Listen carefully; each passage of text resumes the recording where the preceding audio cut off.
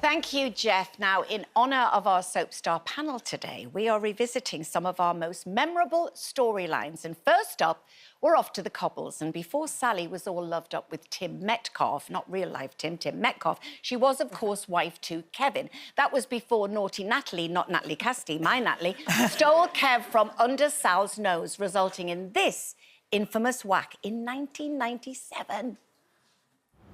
You might find Kevin at his father's flat. He lives there now.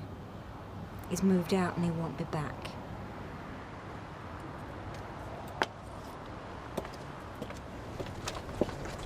Natalie? Yeah?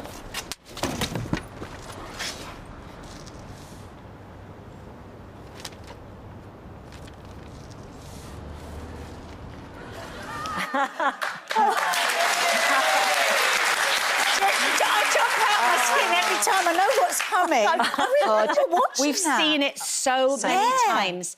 And people say to us, what was it like to do that slap? And we remember it vividly, don't we? Because Sally is a very, very nice person, right? And I just kept saying to her, it's so close, Sal, let's just, you know how to move your head in a stage slap and everything, but sometimes it looks really false on telly.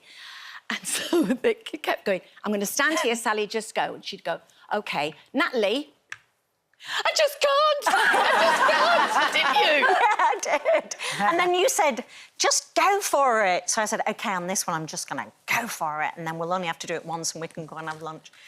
So then you came out, and I just really went for it, and then I felt really bad. It was really good, though. My face was really, really red. The thing... Oh!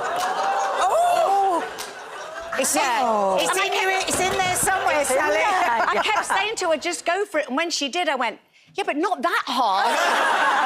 It was absolute agony. But it was, but little did we know. I mean, we were doing a storyline and we had no idea the impact of that storyline at the time.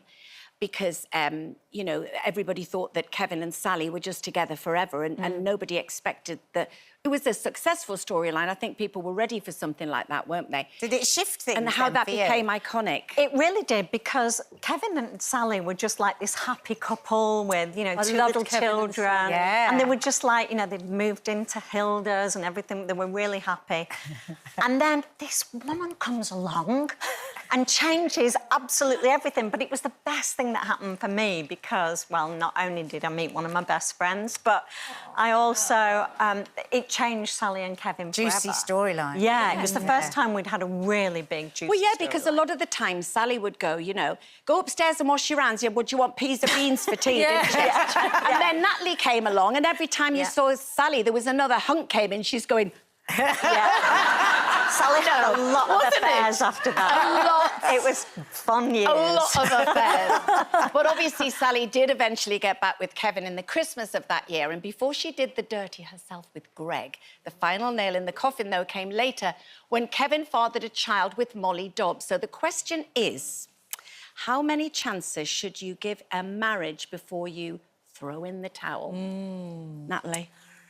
I think everybody is in different situations. I think you can think one thing and feel another thing. Mark and I, we've been together for 12 years. We're not married yet. Hopefully soon. We are engaged. Watching, Mark? Are engaged, but I'm a realist. You need to work at things. Everything's not perfect all the time. You have your ups, you have your downs, and you work at it. And I always say to Mark, I love you so much. We love each other so much. And I don't need Mark. I'm a very independent person. I want Mark in my life, and the same for him. And I think that is really special, and it makes a difference. It really is,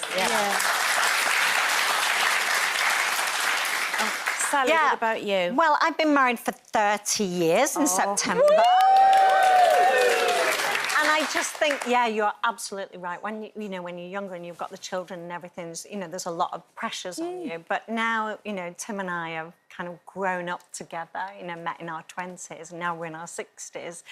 And going through so much together, we've just got stronger and stronger and stronger as the years go by. It's amazing. So, and it's lovely, it's beautiful, I love him more and more every year, which is such a nice thing. And I think it's just because we've grown together and, for some couples that doesn't work, but And I think as well is that not everybody has the choice sometimes if they're not necessarily in a happy relationship. There's financial restraints, there's children to be involved. I think it's so different how, you know, Nadia and I have grown up on this show a lot of the time. You were a founder member of this club and I came in soon after.